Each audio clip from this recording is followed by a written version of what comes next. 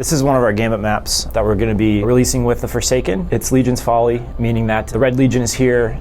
They've been doing some research trying to find some Vex technology, and things didn't go exactly right. The Cabal, they don't have a lot of finesse when they're taking stuff over. It's more of a brute force. Yeah, I think Vex is so fun because it's alien and it's mysterious. It doesn't always have to make perfect sense.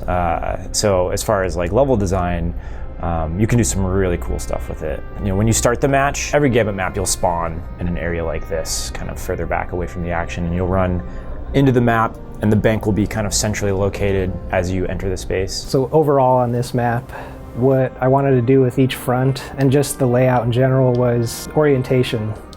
I didn't want it to be too confusing where you're at any one time. So you're looking at the sky this way, and you know that the drill will always be to your right, the milk will always be to your left, and base will be in front of you. Looking back this way, the bank is surrounded by trees, so if you need to quickly get back and bank some moats, you know, look for the red and the trees. I tried to make everything like pretty distinct so you don't get confused running around.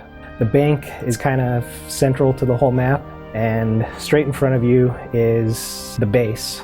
Every Gambit map has 3 fronts in it, and the way that the AI will come in, a front will become active. You'll hear it called out, the drifter will actually call it out to you, and then you'll kind of know where to look for where the next wave of enemies is coming from.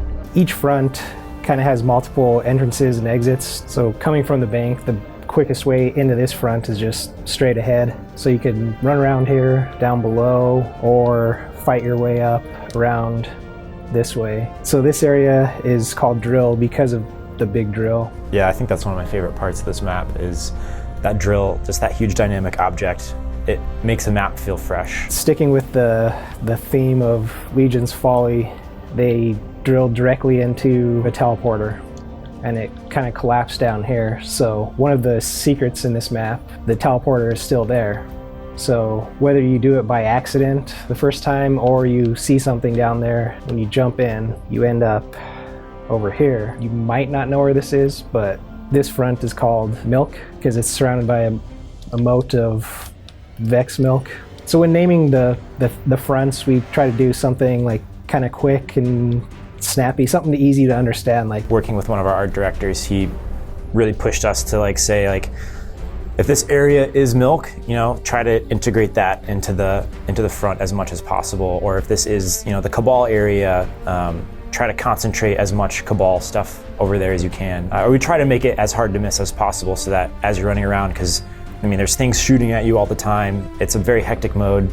You need to be able to clearly understand where you are at any point in time. I think this map has maybe some of the coolest special routes that you can take once you learn the map really well. There's a kind of ninja route between the milk front and base, and it's just kind of a back route that you can go into the milk front if you want to, or you could leave milk and take it also. You can pull off some extra crispy flanks. The invasion portal is placed, like on all the Gambit maps, behind the bank, so there's a few exits for the invasion teleporters, one in each front. On the game mode side, the game's looking for the best spot to put the invader. Try to put some distance in between you and the other team so that you have a chance to approach the other guys. So we do a little bit of checking to see, okay, where is the team? This area is kind of open, so we'll put you over there. So in the milk front, it's somewhere around right here. This one is a pretty powerful position,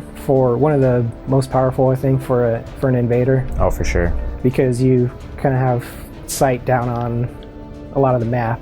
Or they could turn around, take the teleporter, and then they're across the map, and then depending on where the other team is. Yeah, you can fake out the other team really well. It's all about giving the invader meaningful choices. So you should be able to have a couple options as an invader to approach the other team. And there are so many cool over-unders on this map and platforms and really fun cat and mouse gameplay with the invaders. I've seen some pretty epic gunfights with people jumping on top of the tree and then dropping down and running around the base of some of these routes. It can be totally frantic, but just super fun. One thing we can mention is this is the only activity in Destiny where you don't fly in with your own ship. The idea is you go to the drifter ship and then he takes you to whatever destination it is for the Gambit match. We wanted to make this activity feel a little bit more like integrated, and so you actually see the drifter ship there floating in orbit. When you go to play Gambit and you're trying to figure out what to do with your fire team, you'll go to the Gambit node. It has its own icon in the director, so you'll click that node and you'll get launched in, and then you'll enter matchmaking from there.